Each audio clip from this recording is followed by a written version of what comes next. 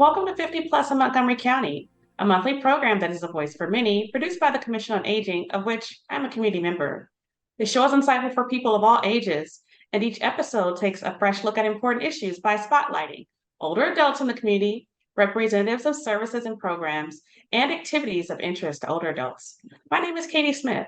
On this month's show, we will talk with our newly elected Montgomery County Council President, Andrew Friedson. Hi, Council Member. Hello, how are you? I'm good. How are you? I'm doing great, thank you. Glad to be with you. Likewise. Well, let's go ahead and get started. As we've already stated, you are our newly elected Montgomery County Council President. How does it feel? Well, it's very humbling. It's hard to describe the profound honor to be able to give back to a place that has given me so much, to represent the only place I've ever called home where I was born and raised, and to have the trust and faith of colleagues to be able to be the momentary caretaker of this seat and follow in the footsteps of so many great Maryland servant leaders, Montgomery County servant leaders who have come before me. So it's humbling. It is a tremendous honor, and it is a significant motivation that there's a lot of work before us. Wow, that's awesome. So you're a lifelong resident of Montgomery County. Now, I can you sure am. highlight some of your priorities for the coming year? Yeah, well, we certainly want to continue the progress that we've made on tackling the housing crisis, on the progress that we've made for sustainable and greener future, and tackling the climate crisis, the housing crisis. We want to continue to bolster small businesses, to grow our biohealth sector, to advance safer roads for all of our residents, to protect healthcare for our retirees in public service, and to protect the county's fiscal health. But I really want to focus this year on supporting our youngest and our oldest in our community. And we have made significant strides, although we have a lot more work to do on early child care and education, a tremendous area of need. But we also need to make sure that we're doubling down on our emphasis on our fastest growing part of our population, our older adult population. When we think about the fact that those 65 and older are growing 9,000 residents a year, when we recognize that 1 in 3 of our households, just under 1 in 3, 31%, have at least one member who is 65 and older. And when we talk about the cost of living and the challenges of aging in place and in dignity and vitality and safety, when we talk about the social isolation challenges, particularly coming out of COVID, that we need to grapple with, when we talk about the tremendous opportunity of volunteerism and giving back to our community, the vibrancy of our communities and our neighborhoods, and the intergenerational opportunities that we have, I really want to focus on that, to make sure that we have a community for a lifetime in Montgomery County and a county of vital living. And that's an area that I've really tried to focus on and want to emphasize this next year on. Hmm. What sort of experiences have shaped your focus on the youngest and the oldest? I'm just curious, since again, you're a lifelong resident of Montgomery County. Yeah, well, first of all, I'm the youngest council member elected, and I represent the oldest demographic district in Montgomery County in District 1. And that has never been lost on me. And I don't see it as two opposites. I see it as two things that are interrelated, and the intergenerational work and the opportunity that we can be doing, that we should be doing, that is such a part of the fabric of Montgomery County, is so essential. And many of the same issues facing our vulnerable youngest also face our vulnerable oldest. And I think that there are a lot of ties that bind these groups together. I also hearken back to the time when my mother was a PTA leader at Wayside Elementary School and ran the RSVP Lady program. We had a group of women who were older adults who came to our school on Fridays, the retired senior volunteer program, and they would be reading specialists in our classrooms. And that was very much a part of my upbringing, a part of my childhood, a part of not only my elementary school education, but the values instilled in me from my mother and my parents. And I saw the value when you unleash the potential that we have in our community. Then you think about the organizations that we have in Montgomery County, like Oasis, in my district, like Jewish Council for the Aging, like so many other organizations that we have, and the opportunities that we have to partner with Commission on Aging and other entities, and benefit from the tremendous experience and background and talents that we have right here in our community. I don't want to miss out on that. And I think we have a tremendous opportunity to seize upon it. And that's really what I want to focus this year on. I know you will. Can you also preview the upcoming council issues, including, legislative matters that will be a part of the upcoming agenda? Well, we have a lot going on at the county council. There's no doubt about that. One of the things I'm most excited about is an aging adult, older adult tax credit that we have introduced. I introduced it as one of my first initiatives, really focused on that community for a lifetime mentality, that challenge that so many of our aging adults have to be able to age in place in dignity and vitality. And this would expand the property tax credit that currently exists in who is eligible for it, and would target it to those who need it the most, to tie income to it. We have many older adults in our community, despite how wealthy generally our community is, who live on fixed incomes, who are stretched significantly, who are very challenged to be able to afford to keep up with rising property tax assessments and increased costs of living. And so the property tax credit that I have introduced will provide a targeted support for those residents who need it the most, but expand it significantly to ensure that it's actually reaching the community across the county, and not just particular areas of the county as it historically has done. The property tax credit, I know that many people will benefit from that. Thinking about that bill that you'll introduce, what about the committees that you serve on? What are they? I serve on the Planning, Housing, and Parks Committee, and where I am the chair of that committee, which is a great honor. And I also serve on the Government Operations and Fiscal Policy Committee. On the Planning, Housing, and Parks Committee, this is a tremendous opportunity for these issues. The Parks Department and the Recreation Department both are the jurisdiction of that committee. These are key areas to wellness, to mental health, to opportunities for our aging adult population who rely heavily on our recreation centers and on our parks. And I want to make sure that we're continuing in that spirit and in those efforts.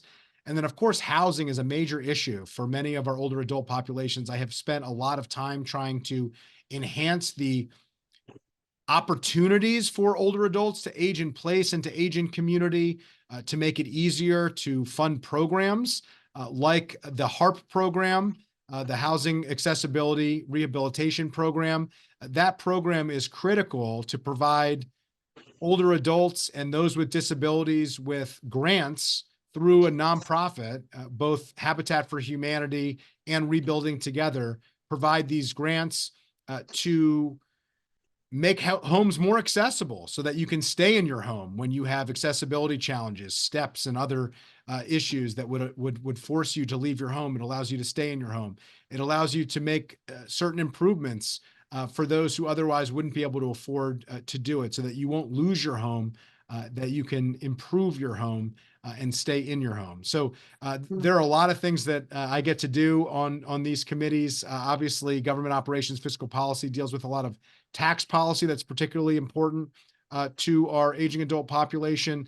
Also, I mentioned the retiree benefits. We have a lot of Montgomery County public employees who rely on the pensions and also on the public health benefits that they have been committed to and have been promised. And I have made sure that commitments made are commitments kept when it comes to our retirees, and I'll continue to do that. Can you elaborate a little bit more on the HARP program? Yeah, so the HARP program, the Home Accessibility Rehabilitation Program, is a free program that's designed to assist people renovating their homes to make them more accessible. It's focused on older adults and people with disabilities, and there are income limits to it, so it is targeted to those who need support the most. And it is a really important opportunity for residents, particularly older adults, to be able to stay in their homes, to make them more accessible so they meet their current needs. and to do it in a way that they actually can afford. So for many residents, they wouldn't be able to afford to do some of the accessibility changes that they need in order to stay in their homes. And the purpose of the program is to be able to do that. So what we did was we knew this program was really successful. I have heard from residents who have taken advantage of it. We have met with Rebuilding Together and Habitat for Humanity, our main nonprofit partners who facilitate this program on behalf of county government. And I asked them, I said, how are we doing on this? And they said, we're doing great. We wish we had more resources. I said, well, how many more resources could you use? And at the time, we were investing $300,000 a year on this program. And between conversations with our county government, DHCA, Department of Housing Community Affairs, and our nonprofit partners, the decision was we probably could handle 1.5 million. So a significant increase, a 5 times increase from what we were investing. And I said, great, let's do it. So we took federal dollars that we were receiving and we invested it. And the nonprofit partners have been able to get exponentially more money out the door to support significantly more of our residents who need the help and the support. And it's just been wildly successful. I think it's an example of supporting people who need it and also in doubling down on the things that are working. I think in county government, we need to be doing more of identifying programs that aren't working and stopping them, no longer funding them, and then doubling down on the programs that actually are working and making sure that we have the resources necessary to reach as many people as possible and provide the greatest amount of benefit. We have to do both. We can't just add funding to programs that are working unless we are not funding the programs that aren't working. But if we do both together, we can just tremendously change and improve the benefits that we're providing to our residents and to really help them to support our community, support each other, and support themselves. And I think this is a great example of it, this program. And it really does also show the power of partnership. County government doesn't do this alone. We do it with 2 great nonprofit partners. And it's an example of the layers of the social safety net in county government, that mesh layering on nonprofits with county government and county services. That's what really makes sure that fewer and fewer people are slipping between the cracks. And I'm just really proud to have been able to lead that effort and to work together with colleagues to provide and secure that funding, and look forward to continuing to find resources to double down on the programs like the HARP program that are working and are wildly successful. Mm. Well, I do want to thank you. I know that this past year you did, again, you mentioned you led the effort on the council to significantly expand programs for the Home Accessibility Rehabilitation Program, HARP. So thank you so much for doing that. What are some of your other priorities for older adults? You mentioned, many, but I'm also thinking like issues about like social isolation. What are some other things that you're thinking about? Yeah, social isolation is a massive challenge. It was a challenge before COVID, and like so many other things during COVID, it didn't create new problems. The only thing novel about the coronavirus was the virus itself. That was the only thing that was new. Everything else, it essentially took the cracks, those challenges in society, and it blew them wide open. And social isolation of our aging adult population is one of them, and mental health challenges more broadly. And it is going to require an all hands on deck approach. One, we have to end the stigma of these issues. We need to talk about these issues in a real way, in a serious way, in a sensitive and compassionate way. We need to recognize that our aging adult population needs to be checked on. We need to be good neighbors and good friends, and not just rely on those who have relatives close by. That has been a major issue. We've seen major food security challenges among our aging adult population, have been providing more and more support in that regard, and need to continue those efforts with community partners that we have worked with and will continue to work with. Housing is a major issue, will continue to be a major issue for our aging adult population to afford to stay in their homes if they own them, but also to be able to afford homes as renters. We have a large number of aging adult population who rent their homes, and it's becoming increasingly difficult. So many of them are rent burdened and have limited incomes and fixed incomes, and we need to provide as much support for them as we can. And so I'll continue to do that. And just basic accessibility of housing as well, and of building standards is an area that I have worked on and want to continue to work on, where we need to make sure that not only we have homes for residents, but that we have homes that are appropriate for residents, that serve their needs. And for our aging adult population, that means certain accessibility standards so that they can use the shower and the bathroom, and they can get up and down if there are steps, or homes that have no steps at all to make it easier to move about. So a lot of work to do in those areas, but very important issues. And then, of course, programming. I talked about the recreation department, and I talked about the parks department. Those are two key partners that we want to make sure that we are continuing to utilize our facilities, and to make sure that our parks are for everybody, that our recreation centers are for everybody, and that we have programming that meets the needs of our residents, and especially our older adult residents and our youngest residents, those who are in particularly vulnerable to social isolation, to challenges with wellness and with physical well-being. Wow, that is interesting. Well, in that line of thinking, I know that you met with members of the Commission on Aging. Can you talk about that meeting and what sorts of priority items you discussed with them? Well, we had a great meeting. I'm so grateful to the awesome leaders that we have at the Commission on Aging, who are so committed to our county and our community, and to supporting our older adult population, and to raising the issues in a way that are actionable. They recently had a major gathering at the Silver Spring Civic Center where so many of these issues were discussed. We debriefed on that and talked about, okay, what are the actionable items that we can get done this year? And then what are the aspirational items that we want to move towards, but may take more than a year to get done? And how do we work together to make that happen? Many of the things that I've talked about today were part of that conversation.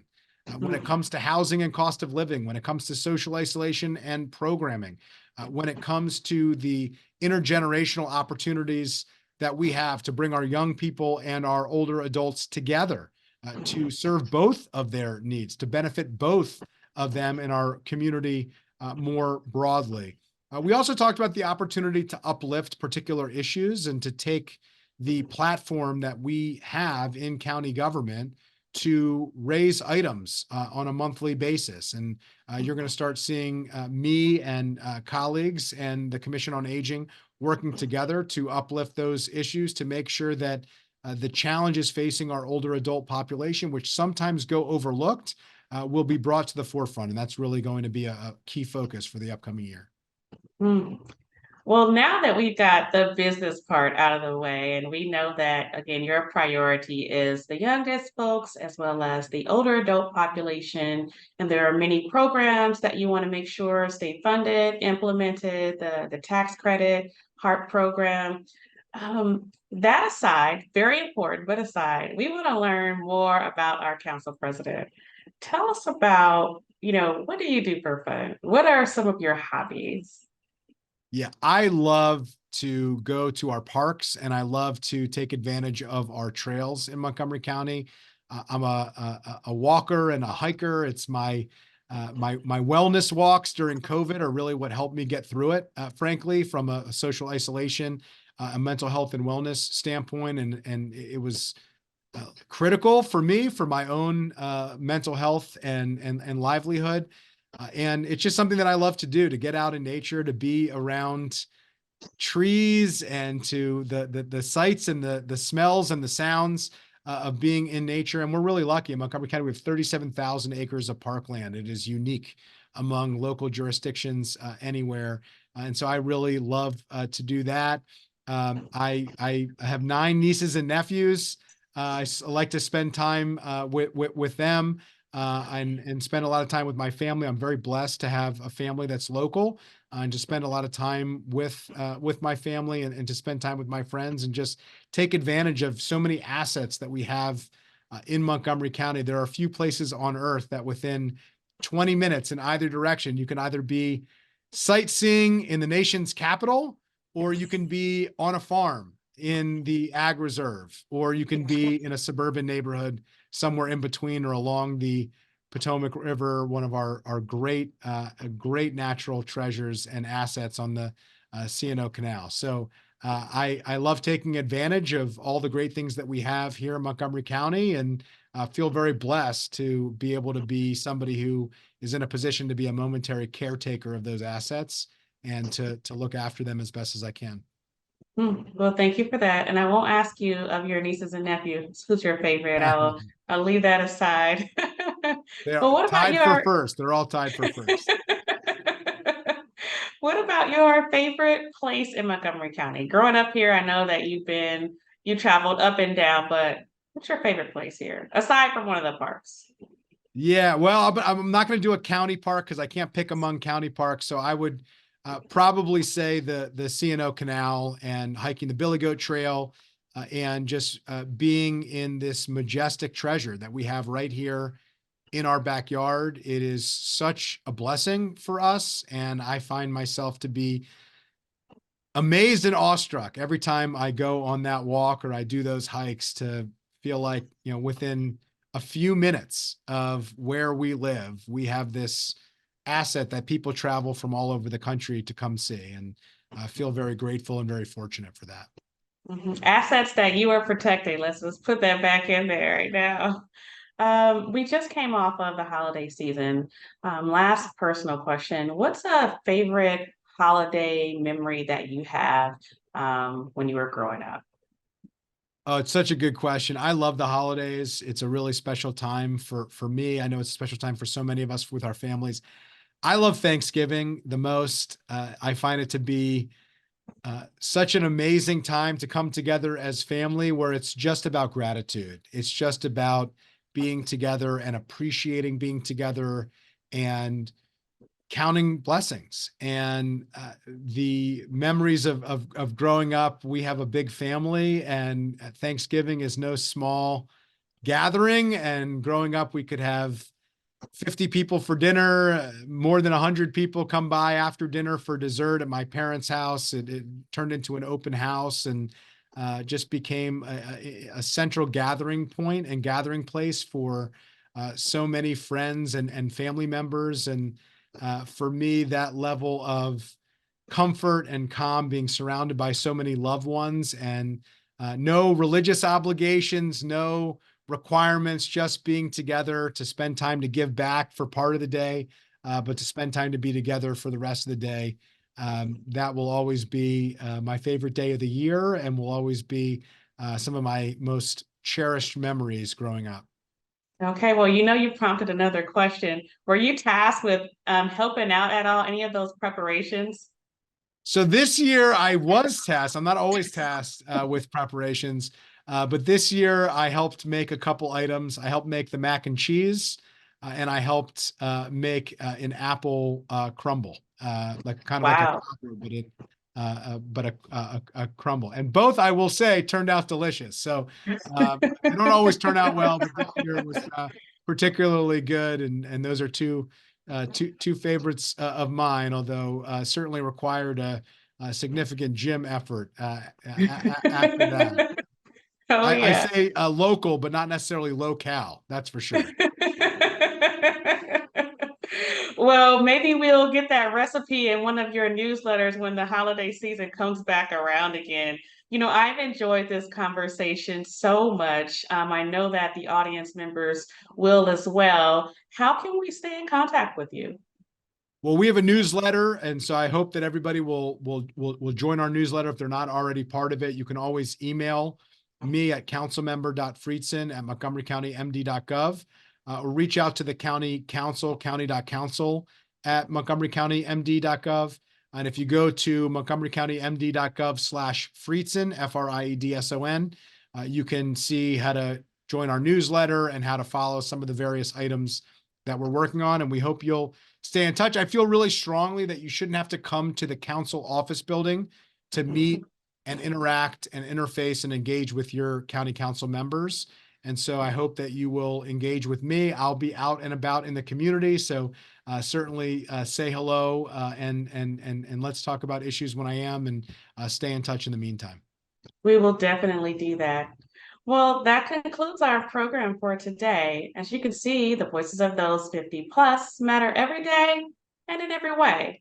To learn more about services for seniors in Montgomery County, please visit the Montgomery County Seniors website by visiting montgomerycountymd.gov/senior or call the Senior Resource Line at 240-777-3000. And as always, thank you for watching 50 Plus in Montgomery County. Happy New Year.